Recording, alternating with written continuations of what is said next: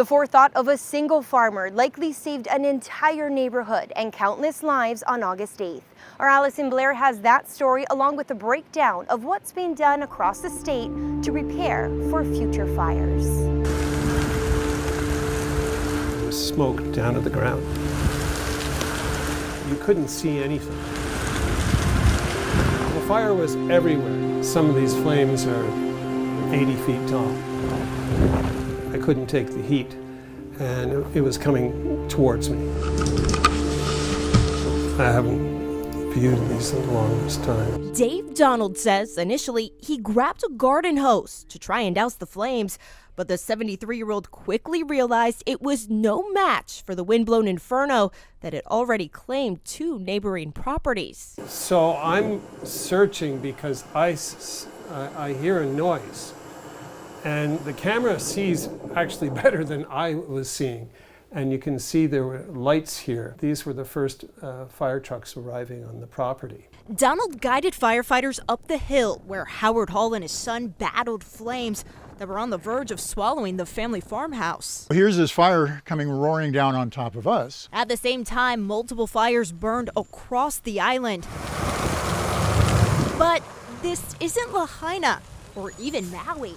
This dire scene played out 88 miles east on Hall's farm. The off-grid parcel is located in the Lulamilo farm lots. By God, the Hawaii County Fire Department really stepped up. We had maybe 12 to 14 fire trucks on this property fighting to stop it from getting over there. If flames reached neighboring state property, he says there would have been no way to knock down the ferocious blaze before it incinerated the 6 miles of grassland between his farm and Waikoloa Village, putting the entire community, nearly 3,700 homes, in the direct path of the fire. It was the department's last stand.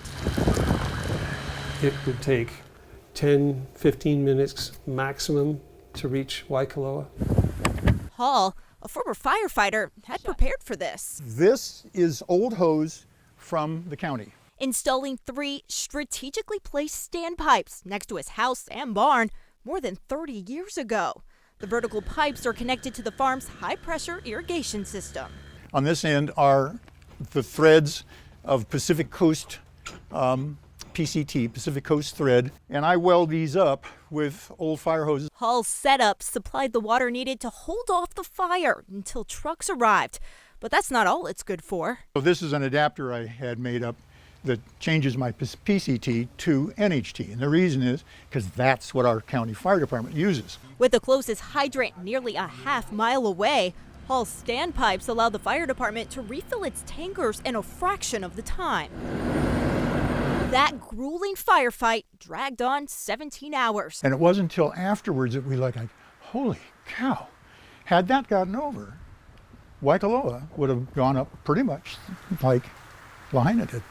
In the years since the Lahaina disaster, H&N Investigates has learned officials on Hawaii Island, Oahu, and Kauai have spent countless hours working to mitigate wildfire hazards by collaborating with the community and bolstering emergency response plans, saying what happened that day will forever be etched in their minds. I'm Mitch Roth, the mayor for Hawaii County. I remember sending a text to Mayor Bisson asking how things were. His response is, it's getting worse. I didn't quite understand what was happening. I looked at the NOAA satellite, picked up the fire layer, and I saw a huge dot encompassing the entire Lahaina area, which to me was impossible.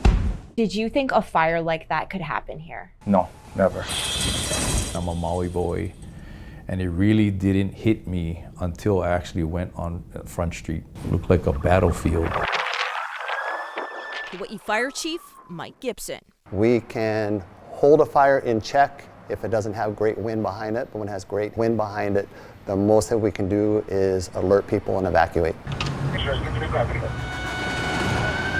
Or if all other means fail, that last line of defense oftentimes are county roads and state highways, and if we're not maintaining the shoulders, it increases the chance of these fires jumping over that road. It's why the county recently spent nearly $2.7 million on wildfire mitigation equipment and is working with large property owners to reduce fuel and cut fire breaks. One thing that we realized was lacking and we implemented immediately after Lahaina was severity staffing. Now, the department assigns an extra firefighter to each of its 8 stations the moment there's a red flag warning, fire, or hurricane advisory. Since August 8th, the Honolulu Fire Department reevaluated operations, changing the way it responds to all brush fires. So what we've done is send 2 engines and a tanker to all wildland calls to make sure that we can get the resources there fast. And prior, it was just 1 engine that was sent. 1 engine was sent initially.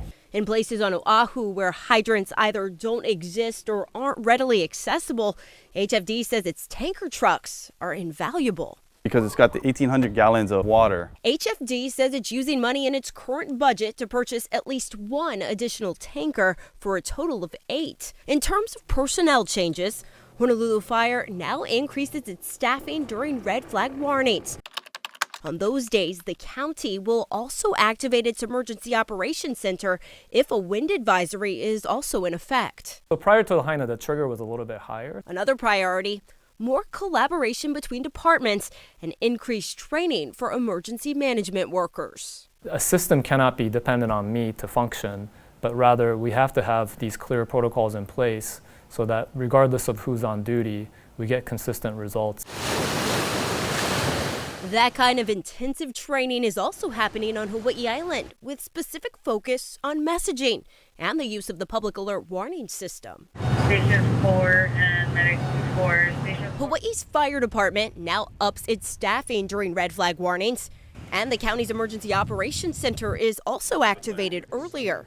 Fire mitigation projects are underway too. Department of Transportation Highways has put in about 30 miles worth of fuel breaks around some of the high fire danger areas. Places like Kohala Ranch Estates, Kailapa, Waimea, and Waikoloa. The community is also stepping up to make a difference. 73 volunteers with Team Rubicon, a veteran-led disaster response organization, spent 4,000 hours bolstering this fuel break on the Mauka side of Waikoloa Village. And something unique. A portion of Waikoloa Village's Homeowners Association fees are solely used for fire protection. The specific site is a point that is below the Waikoloa Village. A neighborhood that's expanding. With blustery winds and dry conditions a part of everyday life here, the head of the community's Firewise committee told us she's against new development, saying it's not safe. That's a fire trap on the north side until another road is built. Do you think it's a good idea to be building more homes in the back of Waikoloa Village? It's kind of like a catch-22. If you don't build those things, the owners of the land won't build it. Roth says developers have agreed to put in the road, and that ground was broken on the project in May. Back at Lalamilo Farm Lots, Howard Hall is leading the effort to help his neighbors install standpipes on their land. You get prepared and you do things like this, but you hope you never have to use it. He, Donald, and others also stress the importance of proper land management, sharing this stark reminder: if it's your fuel, it's your fire.